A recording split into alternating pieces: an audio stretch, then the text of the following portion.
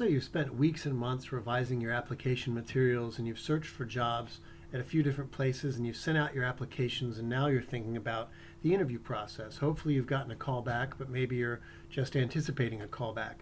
So in this video we want to talk a little bit about preparing for and going through with the interview process for academic positions. It's a long road, but it's a lot less scary when you have preparation. First, there's several different kinds of interviews that are a little bit different. There's conference interviews, and this would be if you are interviewing at particular institutions at one or two of the big conferences in your discipline. And typically they might interview 100 or more applicants in a sitting. So your job at this particular conference interview is to really put your best foot forward, emphasize your academic accomplishments because they probably haven't looked in depth at your CV at this point, and just make sure that you emphasize those academic accomplishments that you really think really make you stand out from the other 100+ applicants. Then there's a phone or video chat interview. And this would be if you've either gone through the conference interview process or sent in application materials, and institutions have now selected maybe the top 20 to 30 candidates. Depending on the institution, it could be more, but 20 to 30 is a good number. And they set up a phone or video meeting with you. And at this point, you want to stress less your academic accomplishments because they've probably looked through your application materials a bit heavily at this point. And you want to focus a bit more on who you are as a colleague, what your personality is, what your teaching and research looks like, etc.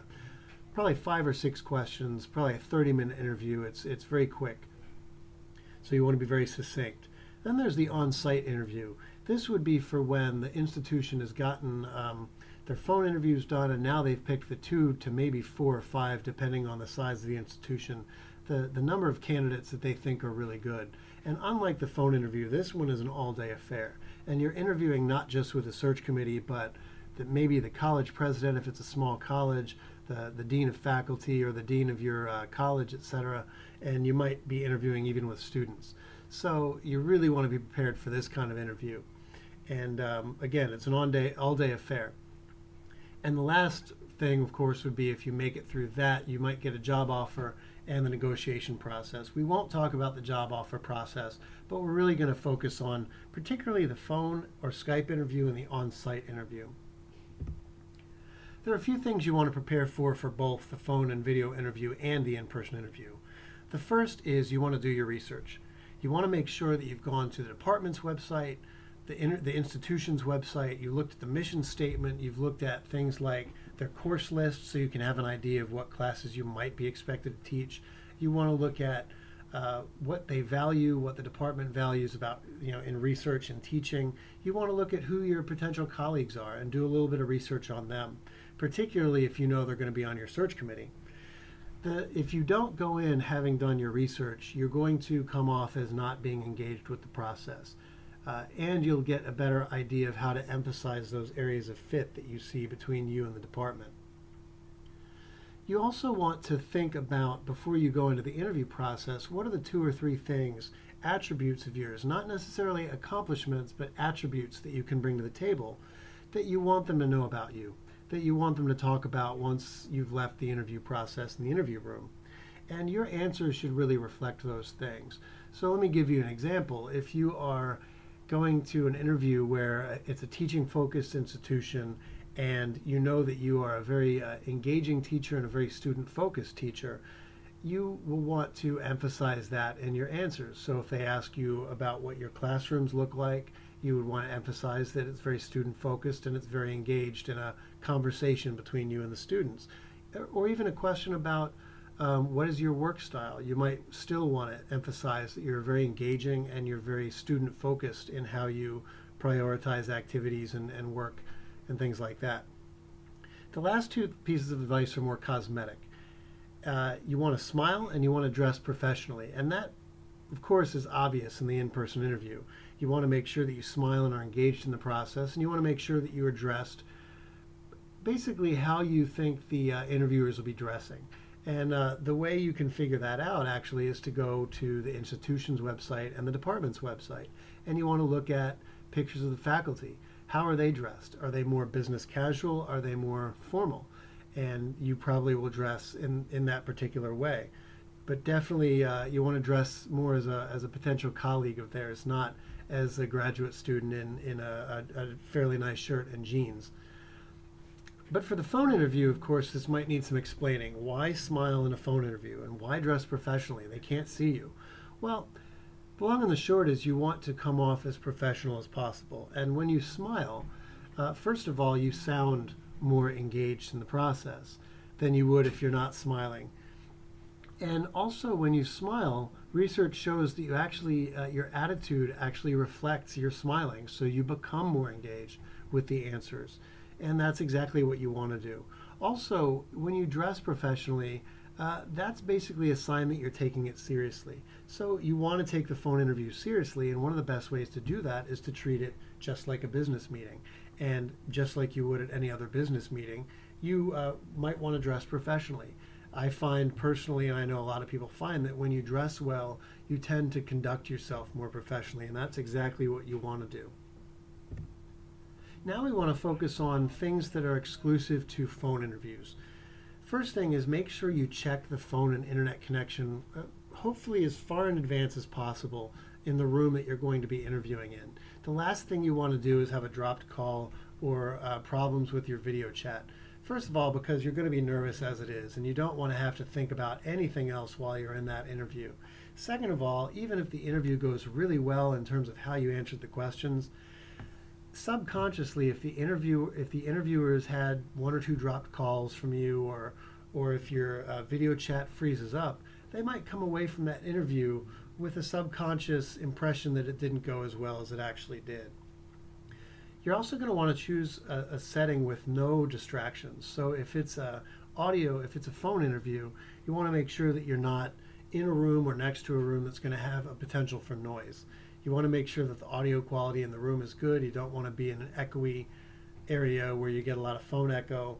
If you're going to be next to a room where that's noisy, you might want to have a friend call you while you're in that room in advance and see if they can pick up on the noise that's coming from next door. And if they can't, of course, that's what you want.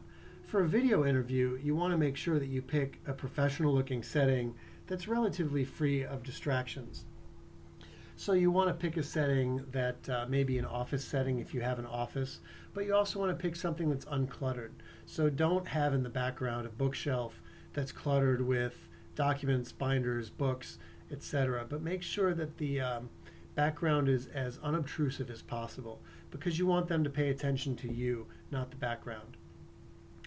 It is all right during a phone interview or video interview to have notes in front of you, and that's one of the great things about the phone and video interview, is you can actually write down things that you want to bring up or that you don't think you'll remember actually on a sheet of paper that you can refer to. And I would recommend that you do that. Even if you think you're going to remember a particular item, remember you're going to be under stress during this interview, and things can pop in and out of your head, and you definitely don't want to have that few second pause where you're stammering for that course name or that research facility that you know that you need to remember. For a video interview, of course, you want to make sure that you don't that the notes that you have are not obtrusive, and really that your interviewers can't see them. So put them to the side, and maybe when you're printing them out, print them out in large enough text that you can see it without having to hunch over your notes, because you don't want to look like you're looking for your notes. So some things to keep in mind during an in-person interview. First of all, you want to answer enthusiastically, and of course you want to do that during any interview you're in. But for an in-person interview, it's particularly important to remember this, because you might get the same question from 2 or 3 different people. And you might get the same question, let's say, from the faculty, from the dean, and from your search committee. So you want to make sure that you answer each question as if it's the first time you're answering it. Because even though it's the 3rd or 4th time you're answering that question, to them, it's the first time they're hearing it. So you want to make sure definitely that you come across as being very engaged in your answers. Secondly, you want to convey your personality a lot more than your accomplishments. Because remember, during an in-person interview, their focus is on Will you be a good potential colleague? Will you fit in with our department? Will you fit in with our institution? They already know about your academic accomplishments. So while you can mention them when and if they're relevant, you definitely don't want to put the focus on them, because those are things that they either already know because of your CV or could find out by looking at your CV afterwards. Unlike with a phone interview, it's probably ill-advised to bring notes with you on an in-person interview. So if you have to remember a few things that you really want to refer to, you want to do as best as possible to actually memorize those things.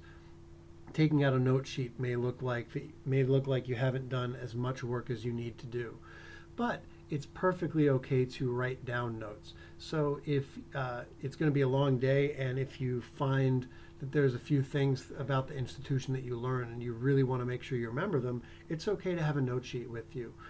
So make sure that you can bring that, and it might be advised to take notes during the interview process. It probably looks like you're more engaged with the process, that you're really taking the interview seriously, that you're really taking seriously what the interviewers have to say.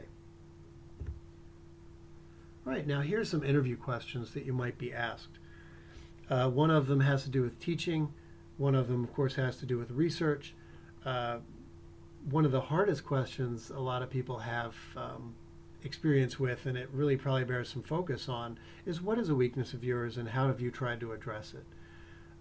What you might want to do here is pick a weakness of yours that's very specific and not too big. So you don't want to say, I have a lot of trouble with my teaching, because that's a pretty broad goal.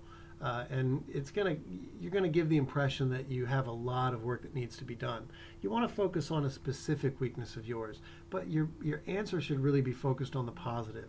How have you tried to address that weakness? So pick something that you've tried to address already, or that you know that you have concrete plans to address. So let's say you have problems with time management and keeping different deadlines straight. You definitely would want to focus, let's say that you use to-do lists or calendars or electronic calendars like Google Calendar to help you keep track of certain things. Because if you leave it off on a positive note, that's going to go a long way. So here's some tips for answering general questions. First of all, you want to keep your answers brief, especially during the phone interview and video interview, because you're probably going to have a half an hour, and 5 or 6 questions is the typical. So that's not a lot of stuff. It's not a lot of detail per question. So you want to make it a few minutes each. And a good way to do this is to answer your question by asking a follow-up question. Does that answer your question?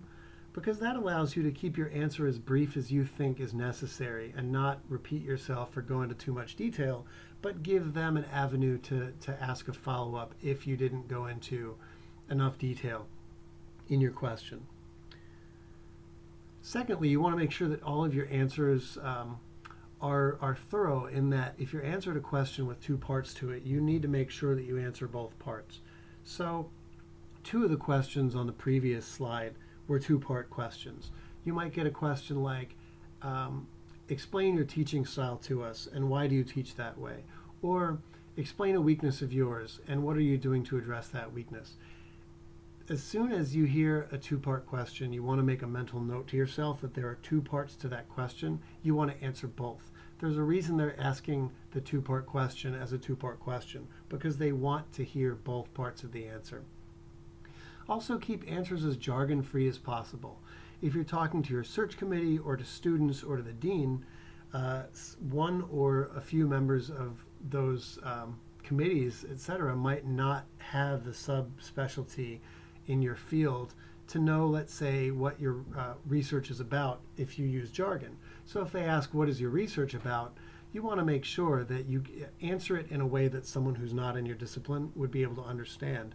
And particularly when students are involved, because if students are asking you to explain your research, they may actually be focusing on how does this person explain the research, because they might be a potential teacher of mine. So I want to make sure that they explain as clearly as possible. But also a question like explain your teaching style. You don't want to use too much pedagogical jargon. I'm a constructivist teacher that uses a student-centered model of dialogic pedagogy. People who maybe don't have a pedagogical background might not be able to understand what you mean by that. There's definitely other ways to say that in a non-threatening way. I structure my classes in a very student-centered way, in a conversational way that puts the student at the center of what I'm doing. That might be a better way to answer a question like that. Some other tips for answering questions. First, you want to emphasize your fit with the position. Not only what you can do for the job, but how you fit with the institution, how you fit with the department. This is where research comes in. If you notice something, let's say, from the mission statement from the institution that you put as part of your teaching, you will want to emphasize, as part of my teaching, I have this and that goal, and that aligns really well with what I think your institution is trying to do. Schools are very impressed by that. That shows your fit with that department. Secondly, you want to be real. You don't want to misrepresent yourself. You want your answers to be honest. You don't want to either sound like you're making things up or pulling answers out of the air, or stretching the truth a little bit. So if they ask you a question about experience that you actually don't have, be honest with them. I don't have that experience, but here's experience I have that's similar to that, and here's how I'm trying to get more experience in that area.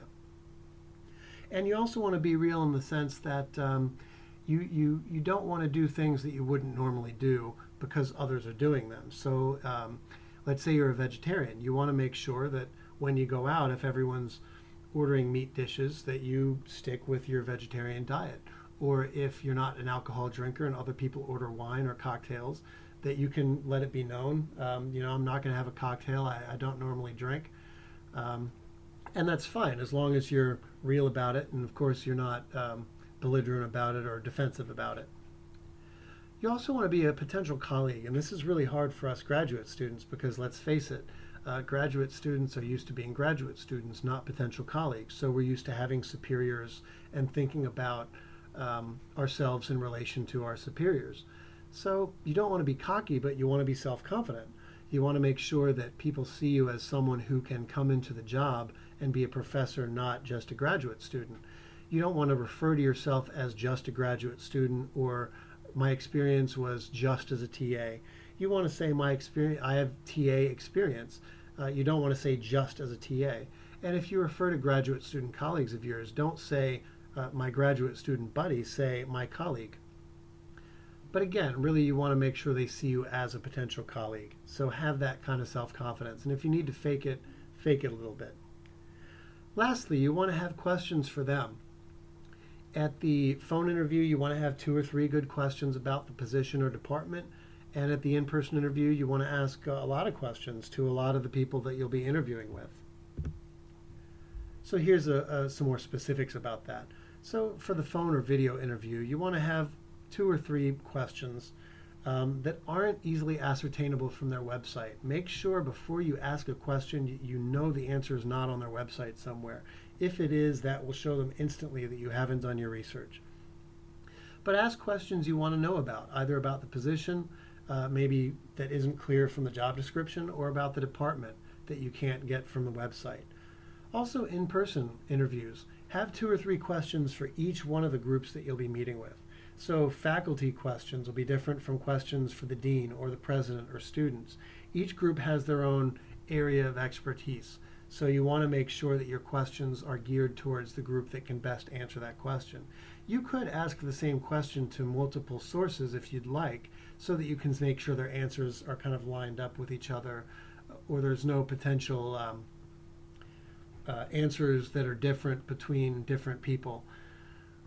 But you definitely want to have questions for everyone that you're going to be interviewing with. First of all, you're interviewing them, and asking questions is a good way to do that. And second of all, asking questions makes it sound like you're very engaged in the process, that it's a two-way street, that they're not just interviewing you, but you have questions about them as well.